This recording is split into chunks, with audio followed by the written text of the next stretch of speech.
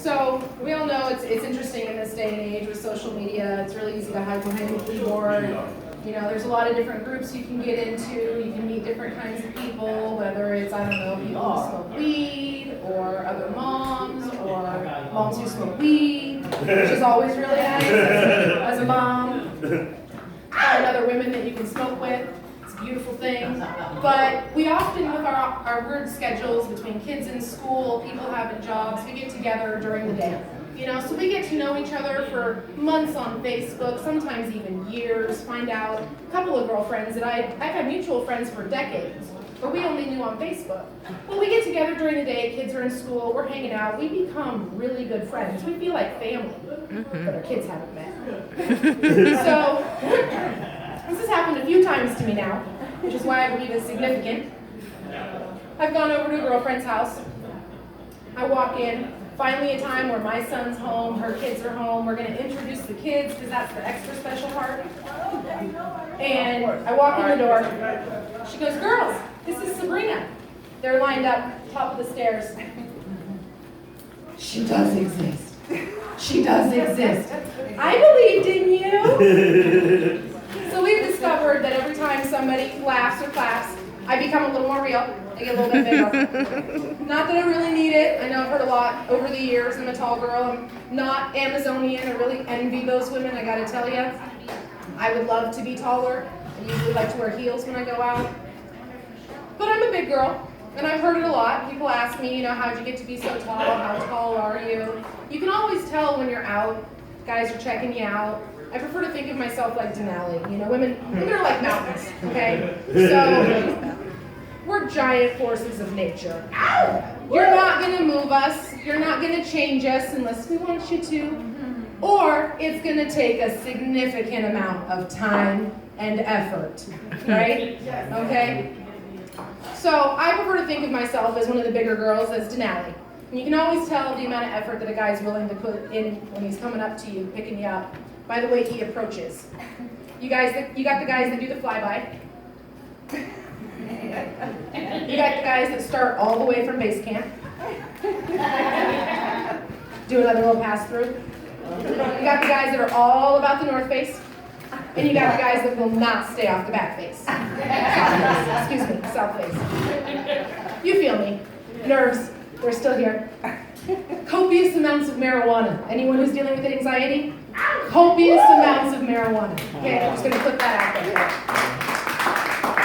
I would not do this if it wasn't for marijuana. See, now I'm losing my train of thought. That's how it goes.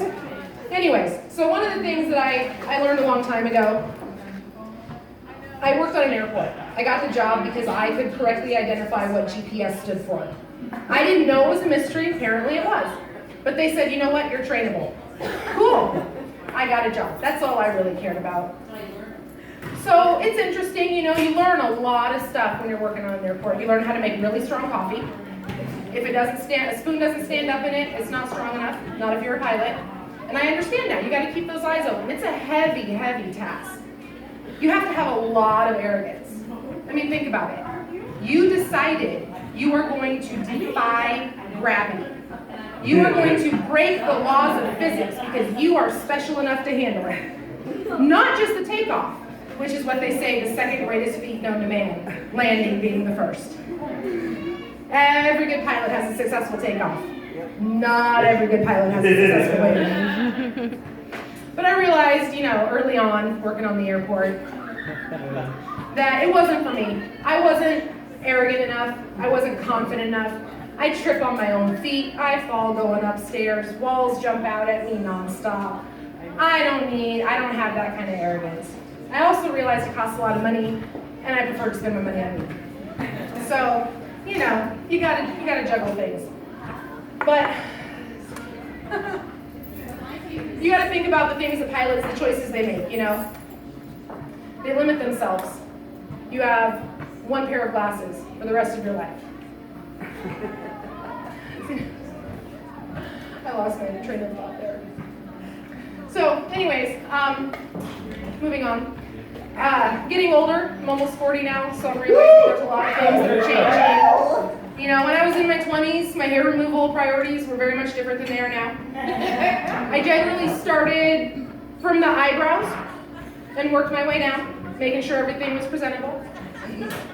About 25, I realized that I deserved to treat myself after a bikini wax. That was a special day.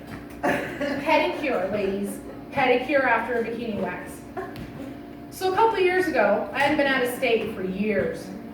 And I was getting ready to go. My girlfriend was doing my hair, and they did some mild, facial waxing and stuff at the salon there. So I mentioned to her, I was like, I'm getting ready to go to the beach. I should probably get some wax. And she's like, oh, we don't do bikinis, honey. I said, oh no, I'm talking about this. I just want to take care of my eyebrows, maybe mustache. We can get rid of this one down here. That'd be really great. That's all I worry about. So 20s, you care about this. After that, shorts, man, I'm gonna be comfortable. The beach is hot. Have you been there? There's sand? I don't need, no. I'm just gonna wear shorts. It'll be fine. Anyways, along with getting older, one of the things that I found is nobody believes me when I tell them how old I am. And I thought I'd play a fun game with people. I started telling them last year that I was 10 years older than I am. Because I don't want to try and say, I'm 38, but I'm going to try and tell people I'm 25. Because I know lines, I got wrinkles. I don't know. I don't look 25. I look like a hard 25. But I started telling people I turned 48. You know the response I got? Bitch, you got money? No, honey. I'm a splendid mama. I'm so sweet, you're going to want me even though I'm broke. Thank you.